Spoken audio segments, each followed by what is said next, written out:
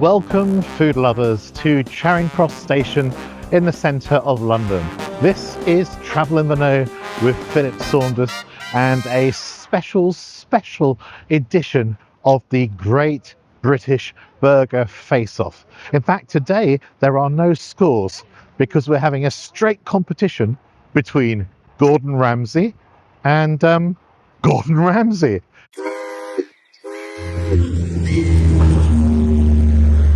You may have read the hype in the newspapers recently about Burger King's new special limited edition Wagyu Burger. Hope there's not too much wind on this. It really is breezy in central London today. I'm heading east down the Strand now towards Burger King.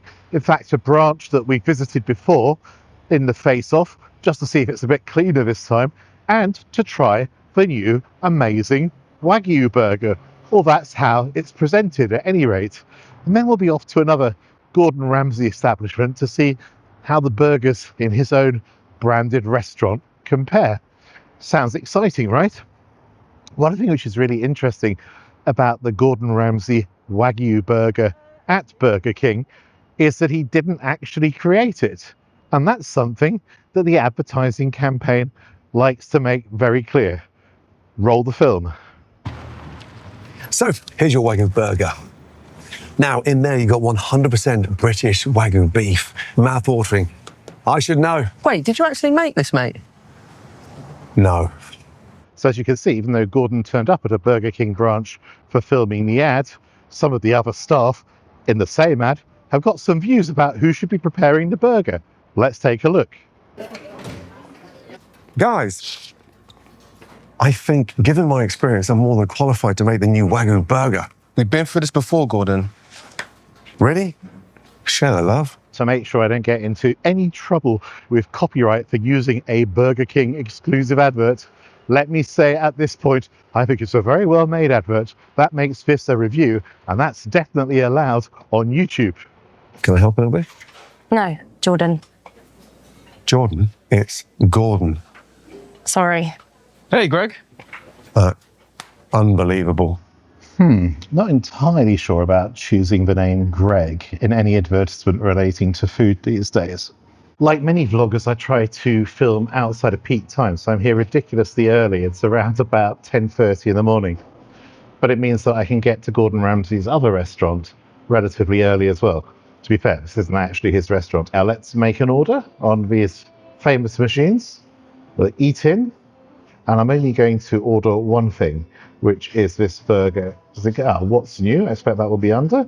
There it is, Wagyu. 766 calories that comes in, and it's £11. Woohoo! Quite steep, isn't it? If you want to upgrade to a meal, a regular meal with a medium drink and side is £13.50. And if you want to go large and have everything supersized, it's £14.50. And of course, as ever, you can actually customize it to your requirements, which includes adding some cheese, for example, at 50p for a slice, 99p to add bacon, and an additional Wagyu patty for £4. Then you can say that you don't want any of the other stuff that comes with it, which we'll discuss a bit later. But I'm just going to have their standard Wagyu burger, why not?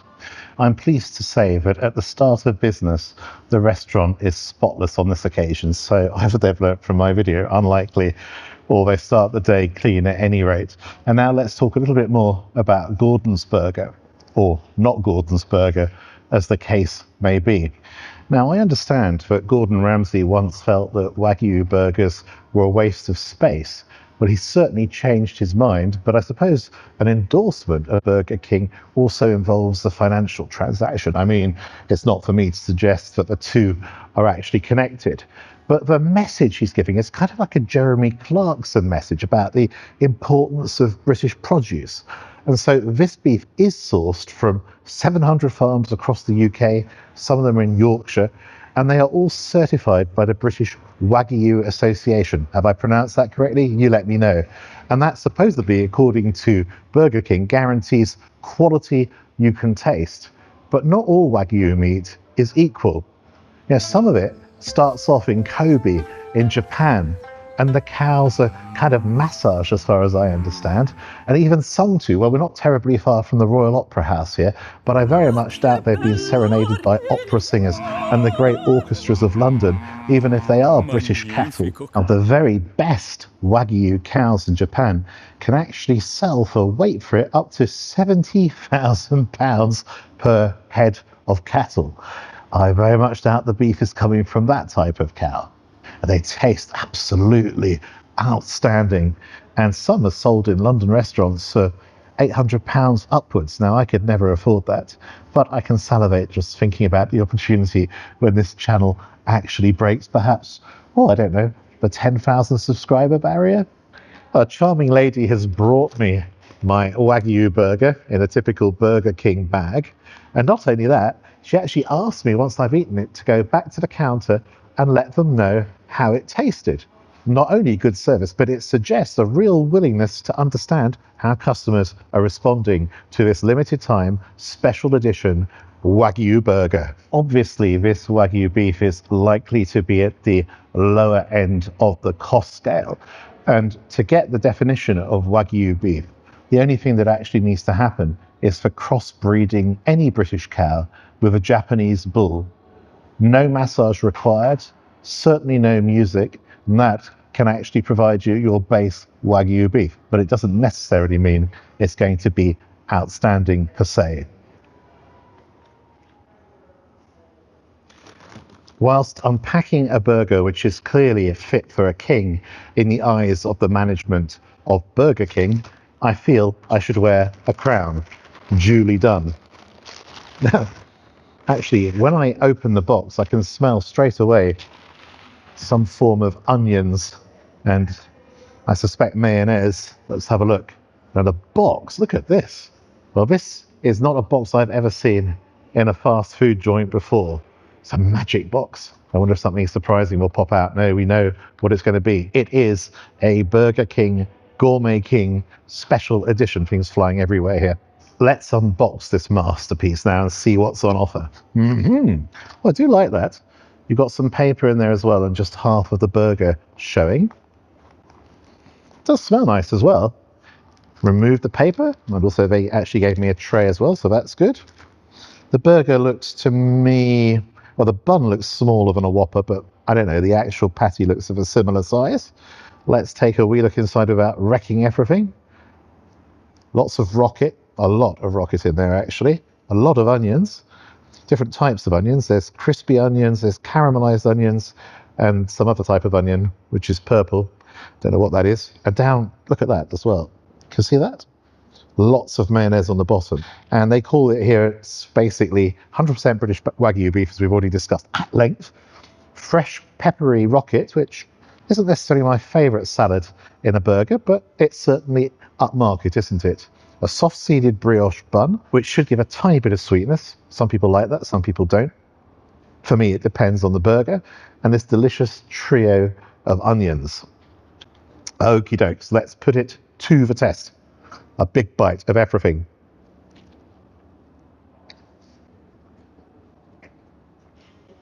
My first reaction is that this is a very moist burger, which I count as a good thing. Makes it that much easier to really enjoy. And at the same time, the bun is holding firm. Like all Burger King patties, it's got that flame grilled taste. I would say slightly less pronounced than in the Whopper, and that's no bad thing. The beef, I would say there's a marginal difference in flavour to the Whopper, and not a hint of anything other than meat. In other words, no gristle, no fat. The rocket, contrary to my expectations, works really well, I think, in this burger. And the one thing that's getting drowned for me are the onions. Sure, there's a little onion taste, but it's not huge. The crunchy onions were probably originally crunchy, but they aren't anymore because it's so moist. And the mayonnaise seems decent enough. Again, I would say the beefy flavour actually somewhat overpowers it, but it does add to the quite pleasant texture. Now, this burger has been meeting with really mixed reviews. The Times newspaper totally slated it. Some online reviewers have not been too kind as well. But I'm going to break the mold. I think it's actually pretty good. A Five Guys burger overall is probably more interesting because you can tailor it more to your own requirements and it has more flavors. On the other hand, I think this burger patty is pretty good. Oh look, there are more onions here. You can taste them a bit more if you just eat onion and burger patty. Now £11 is pretty steep for most folks, particularly to go to a fast food burger place. But you know, loads of places really are charging that amount for an individual burger. This is a burger fit for a kingdom. Well, a small one, perhaps Liechtenstein. Well, Gordon, at the moment, here at Burger King, it certainly looks like you are having it your way. And at the end of the day, I suppose there's nothing wrong with that, as long as customers want to buy the product. Just taken a 30-second detour from the front door of Burger King on the Strand to the Vaudeville Theatre, where the musical Six has been running for a long time. I've seen it, it's a hoot. It's really riotous. And of course it's about King Henry VIII and his 6 wives. They're kind of getting back at him. And it made me think, this was a burger, as I said earlier, fit for royalty. No doubt King Henry VIII would have partaken, I suppose. Perhaps he would have had a burger, or on reflection, perhaps even 6, considering his portly constitution. Well, it's not a smash burger, actually. After that quick sortie into Theatreland, I am back on the Strand outside Burger King, and need to dodge the traffic carefully, but it's around about a 1.5 minute walk, I believe, to Gordon Ramsay's own burger restaurant, his own branded one, not somebody else's. So I thought, why not compare burgers on the same day? Better still, in the same 2-hour window. So that is what we're going to do. Just up here, I think, and then to the right. Now, evidently, these burgers are going to be a little bit more expensive, and also I don't think there's a single Wagyu burger on the menu, for better or for worse. Also, Gordon has a more upmarket restaurant at Harrods. I think it's on the 4th floor, and it also serves lots of spectacular burgers. But clearly things haven't been going well there, because it's going to be closing down in January 2026. So I don't think I'll be going to review that, as it's a restaurant without any future purpose. Now I am waffling on a little bit because I want to try and do this walk to the restaurant as quickly as possible and show you just how close it is one from the other. I think I turn right here. Oh, it's a nice street as well, so full of nice restaurants, and look, flower arrangements as well. We're coming up to some shops right ahead of us, mainly restaurants. Porterhouse, Covent Garden on the right. Worth saying this is actually the beginning of Covent Garden. And then in front of me on the left, you've got Benihana, which is a fun Japanese restaurant in my experience. Interestingly enough, sticks and sushi next to it. Then Rule's Restaurant, and directly opposite on the other side of the road, Gordon Ramsay's very own street burger. There we go, we've arrived. So I'm inside this branch of the famous Gordon Ramsay Street Burger. There are several in London, and we've been given a good welcome. A little bit of confusion as to what's available on the menu. There's a great big pink sign in the window which says lunch leveled up, burgers, fries and drinks for £15 per person. When I came in, I was told it didn't exist. But now, on the other hand, apparently it does. And it's great when somebody recognises that they've made a mistake. We can all make mistakes. So what I'm thinking now is that that is outstanding value. If it's £15 for a burger, fries and a drink, if I'm not much mistaken, that's only 50 pence more than a large Wagyu beef burger meal at Burger King. And here I'm sitting in a restaurant. But of course, as I always say, the test is in the taste. My favourites would include the new Roquefort Smash, which is a smashed double beef patty, Roquefort cheese, grilled red onions, rocket, where have we seen that? Shoestring fries and garlic aioli. That looks good. Then there's a tandoori paneer burger. That also is very interesting. I like the level of imagination and creativity here. As you would expect, there is a Hell's Kitchen burger, and that is grass-fed Hereford beef with lettuce, tomato, red onion, gherkins, street dressing, does that say? Or are my eyes causing me problems? Hotter than hell salsa, hotter than hell relish, and smoked cheese. Also sounds good. A GFC. Ooh, spicy kimchi marinated chicken thigh with a hash brown, iceberg lettuce, cheese, and signature GFC sauce. I like that Korean twist, that's great. There's a prawn and crab roll as well. I'm sure that's absolutely yummy. But the one I'm going to go for is the Ménage à Trois. That's French for kind of relationship with 3 people in it, one too many. And that's also grass-fed Hereford beef, so not Wagyu beef, but definitely British from a beautiful part of the country. Red onion, pink pickled onion, crispy onions. Can you see what I'm doing there? Those are, now I remember, the 3 types of onion in the Burger King creation. So I suppose it's the closest possible comparison I can make. Then there are gherkins. I don't think there were any gherkins in the Burger King version, but I could be wrong. And house relish. That sounds good to me. That's going to come with normal fries. I could upgrade, but I'm not going to.